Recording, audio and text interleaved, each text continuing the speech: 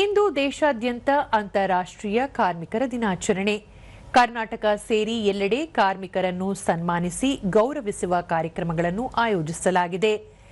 ವರ್ಷವಿಡೀ ನಾಗರಿಕರ ಹಿತರಕ್ಷಣೆಗಾಗಿ ಶ್ರಮಿಸುವ ಕಾರ್ಮಿಕರಿಗಾಗಿ ಈ ದಿನವನ್ನು ಮೀಸಲಿಡಲಾಗಿದೆ. ವಿವಿಧೆಡೆ ಅತ್ಯುತ್ತಮ ಸೇವೆ ಸಲ್ಲಿಸಿದ ಕಾರ್ಮಿಕರಿಗೆ ಹಲವು ಪ್ರಶಸ್ತಿಗಳನ್ನು ನೀಡಿ ಗೌರವಿಸಲಾಗುತ್ತದೆ. ಜಿಲ್ಲಾ ಕೇಂದ್ರಗಳಲ್ಲಿ ಕಾರ್ಮಿಕ ಸಂಘಟನೆಗಳು ಮೆರವಣಿಗೆ, ಪ್ರದರ್ಶನ, ಸಭೆ ಸಮಾರಂಭಗಳನ್ನು ಏರ್ಪಡಿಸಿ ಕಾರ್ಮಿಕ ದಿನದ ಸಂಭ್ರಮ ಆಚರಿಸುತ್ತಿದ್ದಾರೆ.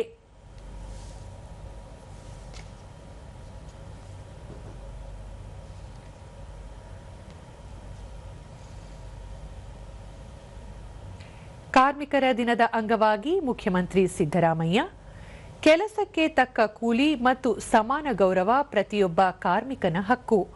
ಅವರ ಈ ಹಕ್ಕಿನ ಹೋರಾಟಕ್ಕೆ ನಾವು ದನಿಗೂಡಿಸೋಣ. ದುಡಿಯುವ ಕೈಗಳೇ ದೇಶದ ಬೆನ್ನೆಲುಬು ಮತ್ತು ಭವಿಷ್ಯವಾಗಿದೆ.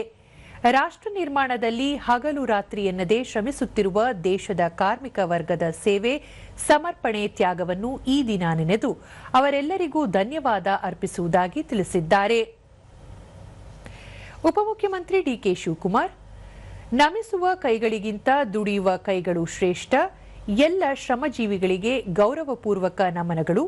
ಹಗಲು ರಾತ್ರಿ ಎನ್ನದೇ ದೇಶದ ಪ್ರಗತಿಗೆ, ಕುಟುಂಬದ ಏಳಿಗೆಗೆ ದುಡಿಯುವ ಸಮಸ್ತ ಕಾರ್ಮಿಕ ವರ್ಗಕ್ಕೆ ವಿಶ್ವ ಕಾರ್ಮಿಕರ ದಿನದ ಹಾರ್ದಿಕ ಶುಭಾಶಯಗಳು ಎಂದು ತಿಳಿಸಿದ್ದಾರೆ.